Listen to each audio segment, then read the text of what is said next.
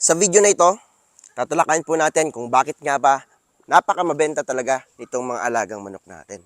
No?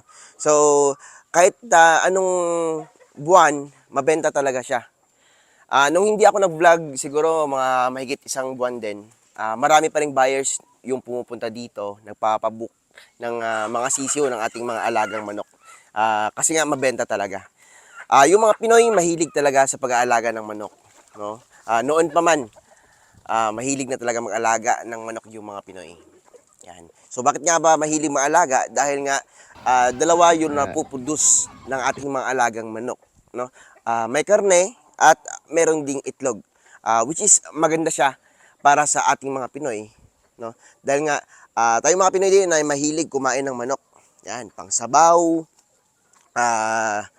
mga adobo, yan, no? Yun mga hilig ng mga Pinoy. At syempre yung pag-aalaga din po talaga. Dahil nga nakakaaliw alagaan itong mga manok natin.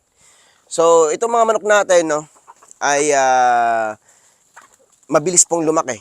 Yan, dahil dito sa mga heritage chickens, yan, no. So, mas napapagana yung pagkagana ng pag-aalaga ng Pinoy ng manok dahil may mga manok na mabilis pong ma-harvest. Katulad nitong Rhode Island Reds, yan, no, mabilis pong ma-harvest. And maganda po yung karne ng Rhode Island Red dahil medyo soft yung karne nila, malambot po. Yan. So, madali lang po maluto. And masarap din po yung lasa. Yan. So, kung ikukumpara mo siya sa broiler, no? So, iba yung lasa nitong mga free-range chicken, no? Mas masustansya siya dahil nga naka-free range and napapakain tayo ng mga organics dito. At hindi po natin binibigla yung paglaki nila. Sa mga broiler chickens kasi, within 23 days lang, 24 days, harvest na po sila. No? So, sisiw pa lang po yun. Itong mga free range natin, kapag tayo po ng harvest, no, nasa mga 60 days, yan, to 90 days. Depende po sa inyo. No? Mas malaki, mas maganda. Mga 4 months, okay din po. Yan. Kaso itong mga native chickens natin, kapag 60 days lang, tapos alam natin yung pinapakain sa kanila, no, sila po ay ma-harvest na ng 2 months sa timbang na 800 grams to 1.2 kilos. Yan. Pero yung broiler, ibang klase yun, no? Kasi within 23 days, depende yung timbang, depende sa pag-aalaga, no? Kahit tumimbang nun ng 1 kilo to 2 kilos. Yan, sa 23 days lang.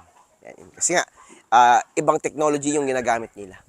Yan. Ito, may pagka-organic tayo na binibigay dito sa ating mga alagang manok. Yan. At higit sa lahat, malayo sa nakagala. Yan. At malakas din po silang mangitlog. Dahil mabilis pong dumami itong mga alagang manok natin, no? Isa na dito sa mabilis dumami itong ating mga Black Australorps, no? Or Black Australian Orpington. Yan. So itong mga manok ito mabilis dumami. Kaya mas naakit yung ibang buyer, marami naakit na Pinoy dahil dito sa mga breeds na to. No? So mabilis dumami, mabilis din po tayong makabenta ng mga alagain nating manok. No? Marami yung maibebenta natin dahil nga mabilis po silang dumami. Yan. No? So abot naman sa itlog, napakaganda po ng itlog nila, malalaki and masasarap. At sa pag-aalaga din po ng manok, no, parang nalilibre din po yung breakfast namin or pang konsumo. Kung may birthday man sa inyo, mas maganda yon. Dahil nalilibre na yung ating mga pagkain. Yan. So abot naman sa pagkain dito, no, hindi po sila maselan talaga sa pagkain, itong mga alagang manok natin. Hindi sila maarte. Yan. Dahil nga yung mga manok natin kumakain po ng damo, so pwede yung imerienda yon. Yan, ipamerenda sa kanila. Yan. At pinapakain din po ng feeds, syempre, no? So main na patukan nila is feeds. Yan. So sa feeds na ginagamit namin dito, no? Sa ngayon dahil nga marami kaming orders, pure feeds. Yan. Pure commercial feeds yung ginagamit namin. Kapag kami naman po ay nagfa-fattening for meat, kami po ay nabibigay ng 50% na commercial feeds and 50% ng organic, which is yung crack corn. Yun yung ating hinahalo sa feeds nila. Yan. So abot naman sa feeds, mura lang dahil yun po ay binebenta namin, no, sa halagang 30 pesos per kilo yung grower namin. Yan. So, saan ba yung nabibili? Siyempre sa Agrivet lang natin. Sa Pulumulok, South Cotabato lang. No? So, exclusive lang doon. Branded na feeds, V-Pro. Yan. V-Pro yung ginagamit naming brand. Probus yung pangalan ng produkto.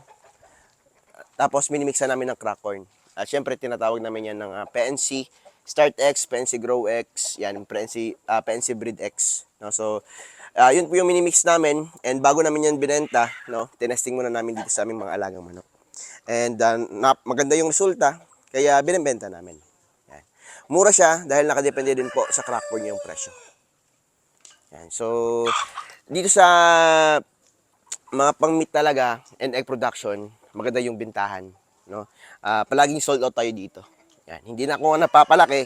Yan. Kahit tinatago ko yung ibang buyer talaga, kinukulit pa rin tayo. Para lang makabili ng mga similya. Yan. So ngayon may mga tinatago ako pero talagang nagsistricto ako sa pag-out dahil nga kita nyo naman yung mga breeders natin, no? Konti na lang talaga sila. Hindi katulad dati, umabot tayo ng 1,000, no? Na breeder. So ngayon, konti lang yung breeder natin at nagpaparami na naman tayo. Dahil sa tulog din po ng incubator, mas napapabilis yung pagdami ng ating mga alagang manok. So hindi lang po for meat and egg production tayo dito. May mga malalakihang manok din tayo, no? And meron din tayong darag syempre. Yung presyo kasi ng darag, ito yung by the way, no, yung darag ang tinuguri ang pinakamasarap na native chicken. Yung itsura nito is parang ihalas na manok. Yan. Ang ganda ng darag natin, no? From darag ni Dandan ng Iloilo. Yan, pinadeliver natin yan dito, in order natin. So, meron ako ditong 2 lalaki at saka 4 na babae, no? Pero itong isang pares ngayon, ito pa lang yung mga malalaki na. Yan. So yung presyo nito is same price lang or mahal pa minsan sa mga heritage chickens natin like Rhode Island and Black Austral. Yan. No, mahal po siya. Yan, pero minsan naman same price lang. So dito sa akin is same price ko lang sila. Yan, depende sa demand dahil minsan demand din talaga to. And mahal yung presyo niyan kapag nag-uso. Yan. Ito naman yung ating show type. Yan. Sa show type natin na Rhode Island, ang presyo nito is 1.5 per month old. No? So month old yung i-release natin dito sa ating mga show type, no, 1.5 kada isa. About naman sa CCU, wala pa tayong price. So champion line po ito. Nag-champion yung papa nito, no, nung show dun sa North Cotabato. Yan. So ito yung isa sa pinaka nagandahan kong Rhode Island na bloodline. Yan. So dito naman tayo sa kabila. Yang matatangkad na ito. Yan. Ito yung ating Indio Gigante. Yan. So Indio Gigante. Indian Giant Chicken. Yan. Ito naman, Shamo. Yan, mga Shamo din tayo dito. Yan. So sa Shamo natin, yung presyo nito kapag month old is 2.5. So bloodline nito Dumbo. Dami tayong bloodline dito. Meron tayong King Arthur. Yan, tangkad si King.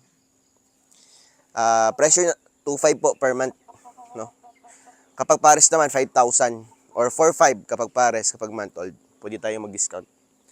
May shipping tayo nationwide kapag month old pataas yung binibili sa atin.